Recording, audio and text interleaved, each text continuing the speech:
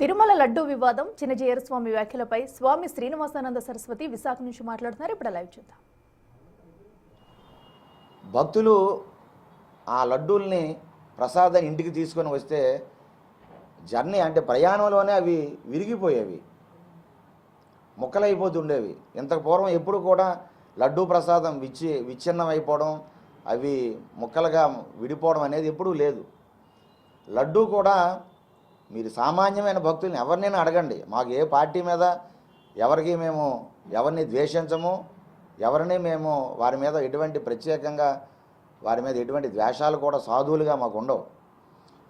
ప్రసాదం ఇంట్లో పెడితే ఒక 10 రోజుల వరకు మీరు తిరుమల వెళ్ళారా, తిరుమల వెళ్ళి వచ్చారా అని ఆ వాసన అనేది, ఆ లడ్డు వాసన అనేది మనకు చెప్పేసేది, వీళ్ళు తిరుమల వెళ్ళారు మాకు ప్రసాదం పెట్టండి అని.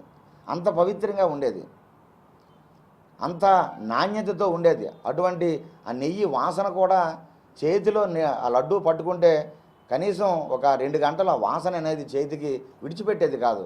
అంత పవిత్రంగా ఆ పరిమళమైనటువంటి ఆ స్వామివారు ఆ లడ్డు అంత పవిత్రంగా ఉండేది. అటువంటి పరిస్థితుల్లో సోషల్ మీడియాలో ఎందుకు ఇలా లడ్డూలు విడిపోతున్నాయి, మొక్కలైపోతున్నాయి, వాసన లేకపోవడం ఏంటి, ఏం జరుగుతుందని గత జగన్మోహన్ రెడ్డి పాలనలో ఒక చర్చ జరిగింది. చర్చ జరిగేటప్పుడు ఆ సందర్భంలో కొన్ని రోజుల తర్వాత చంద్రబాబు నాయుడు గారు ముఖ్యమంత్రి, ఆయన కూటమి ప్రభుత్వం వచ్చాక వారు ఒక ప్రకటన చేశారు. అయినా మేము పెద్దగా రాజకీయ నాయకులు మాట్లాడుకుంటారు, ఒకరు ఒకటంటారు మరొకరు మరొకటి అంటారు అని మేము ఒక రాజకీయ అంశంగానే మేము చూసాం. చంద్రబాబు నాయుడు గారు ఎన్డీటీవీ రిపోర్ట్ని ఆయన ప్రకటించి బయటికి చదివినప్పుడు కూడా మేము పెద్దగా దాని మీద దృష్టి పెట్టలే. హిందూ సమాజం కూడా సరే ఏమైనా రాజకీయాలు జరుగుతూ ఉంటాయి కాబట్టి ఇది ఒక అంశమేమో అనుకున్నాం. అలాగే పవన్ కళ్యాణ్ గారు మాట్లాడారు, ఇది కూడా ఒక రాజకీయ అంశం, వారు మాట్లాడవచ్చు, మరొకరు మాట్లాడవచ్చు. బీజేపీ నాయకులు మాట్లాడారు కల్తీ విషయం, లడ్డూ కల్తీ విషయం జరిగినటువంటి అంశం పైన, దాన్ని మేము రాజకీయ కోణంలో చూసాం. పెద్దగా దాని మీద ఎప్పుడు మీడియా ముందుకు రాలేము మేము. కానీ ఎప్పుడైతే సిబిఐ రిపోర్టు సిట్ రిపోర్ట్ ఎప్పుడైతే మరి సెంట్రల్ బ్యూరో ఆఫ్ ఇన్వెస్టిగేషన్ అంటూ ఒక సిట్ రిపోర్ట్ ఎప్పుడైతే ఇచ్చారో మాకు అనేక అనుమానాలు కలిగాయి, భయం కలిగింది. అనుమానాల కంటే ముఖ్యంగా భయం, బాధ కలిగింది. వెంకటేశ్వర స్వామి పవిత్రతకి ఎందుకు ఇలా జరుగుతుంది, స్వామి తాలూకా పరమ పవిత్రమైన లడ్డూలో నిజంగా సిట్ రిపోర్టు ప్రకారం ఇలా జరిగిందా, ఇలా జరగకపోతే సిట్ రిపోర్ట్ ఎందుకు ఇస్తుంది అనేటటువంటి అనేక హిందువుల, వెంకటేశ్వర స్వామి భక్తులైనటువంటి హిందువుల హృదయాలు పగిలిపోయాయి. అరే ఇంత ఘోరం జరిగిందా, మనం ఏదో రాజకీయ కోణంలో రాజకీయ అంశాలే అని మనం అనుకున్నాం. కానీ సిట్ రిపోర్ట్లో ఎన్ని ఘోరమైన నిజాలు ఉన్నాయా. ఈరోజే మనం చూస్తున్నాం, మనం ఫుడ్ మాఫియా అని, ఫుడ్ జేహాద్ అని మనం చూస్తున్నాం.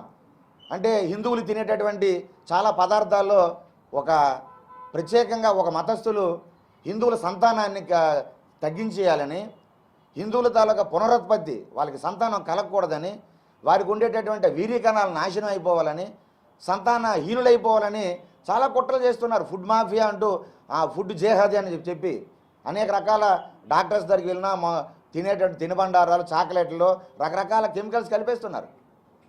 ఈరోజు తిరుమల 20 కోట్ల లడ్డూలు, సిట్ రిపోర్ట్లో 20 కోట్ల లడ్డూలు అపవిత్రమయ్యాయి అని.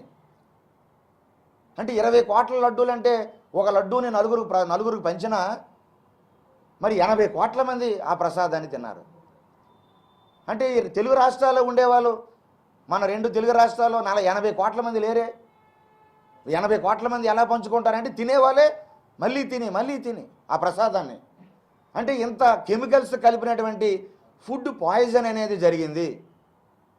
ఒక ఫుడ్ మాఫియా, ఒక ఫుడ్ జేహాద్ ఏదైతే లవ్ జేహాద్ అని, లేకపోతే మరొక జేహాద్ అని ఏదైతే ఈరోజు హిందుత్వం మీద దాడులు జరుగుతున్నాయో, అంటే ఇక్కడ పవిత్రమైనటువంటి లడ్డూలో కూడా ఒక ఫుడ్ మాఫియా అనేది చేరిపోయింది. ఇది చాలా బాధాకర అంశం. ఇది గత ప్రభుత్వానికి తెలిసి ఉండొచ్చు, తెలియకపో ఉండొచ్చు. జగన్మోహన్ రెడ్డి పాలనలో ఉండేటటువంటి పరిస్థితుల్లో అది వారికి తెలిసి ఉండొచ్చు, తెలియకపోవచ్చు. ఈ ఫుడ్ మాఫియా దీన్ని దృష్టిలో పెట్టుకొని అంటే చివరికి మా లడ్డూ ప్రసాదం ఏదైనా తినుబండారాలు లేకపోతే ఏదైనా మనం బయట పిల్లలు తినేవి కానీ చాక్లెట్ల మీద చాలా తక్కువ మందికే ప్రభావితం చూపెడతాయి.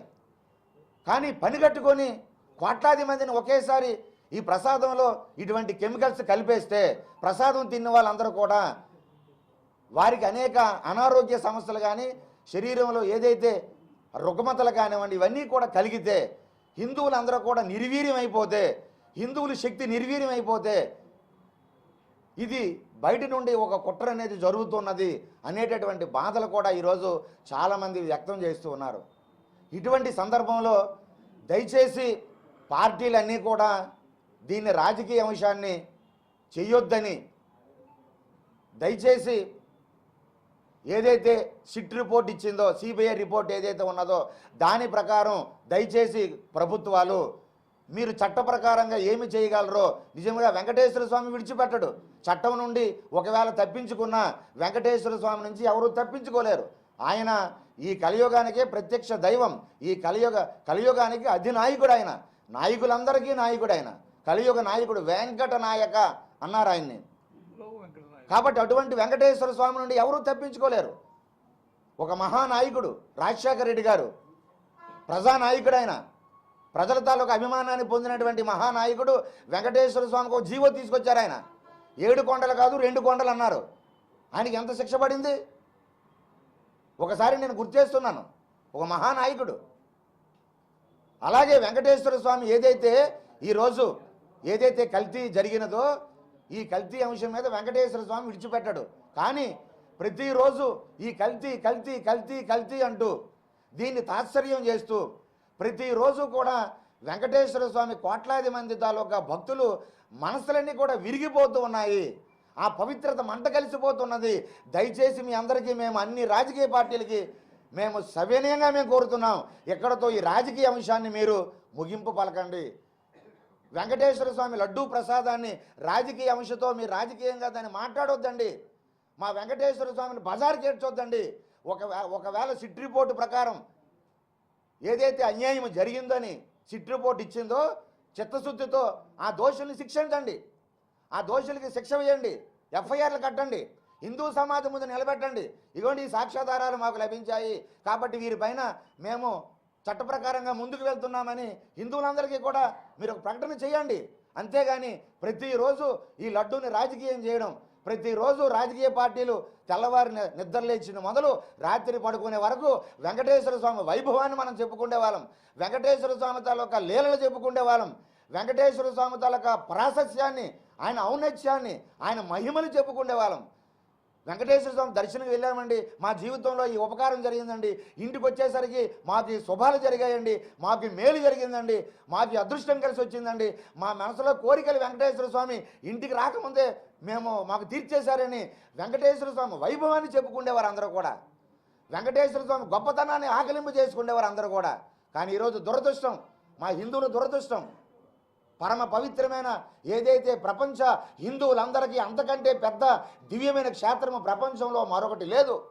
హిందువులందరూ ఆధ్యాత్మిక కేంద్రం, ఆధ్యాత్మిక నిలయం, ఆధ్యాత్మిక రాజధాని తిరుమల తిరుపతి దేవస్థానం తిరుమల. అటువంటి తిరుమలని దయచేసి మేము అన్ని పార్టీలకు కూడా ఆంధ్రప్రదేశ్ సాధు పరిషత్ తరఫున మీడియా ముఖంగా మేము ప్రేమపూర్వకంగా సవినయంగా మేము విన్నవిస్తూ ఉన్నాం. దయచేసి ఎక్కడితో దీన్ని కట్టిపెట్టండి.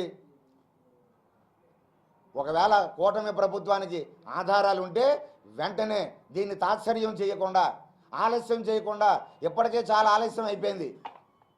నిజంగా మీకు ఆ రిపోర్ట్లో ఏదైతే మీకు పరిపూర్ణమైనటువంటి ఆ రిపోర్ట్లో ఎవరెవరి మీద అయితే సిట్లో తప్పు చేసిన వాళ్ళని ఎవరెవరైతే పేర్లు పేర్కొన్నారో వాళ్ళందరినీ కూడా ఖచ్చితంగా మీరు శిక్షార్హులుగా మరి ప్రకటించండి, వారి మీద ఎఫ్ఐఆర్లు కట్టండి. అంతేగాని దీన్ని రోజు కూటమి ప్రభుత్వం తాత్సర్యం చేయడం, రోజు కొంతమంది బయట ఫ్లెక్సీలు పెట్టడం ఏమిటండి అది? వెంకటేశ్వర స్వామి ఫోటోలతో ఫ్లెక్సీలు పెట్టి లడ్డూ అపవిత్రమైపోయింది.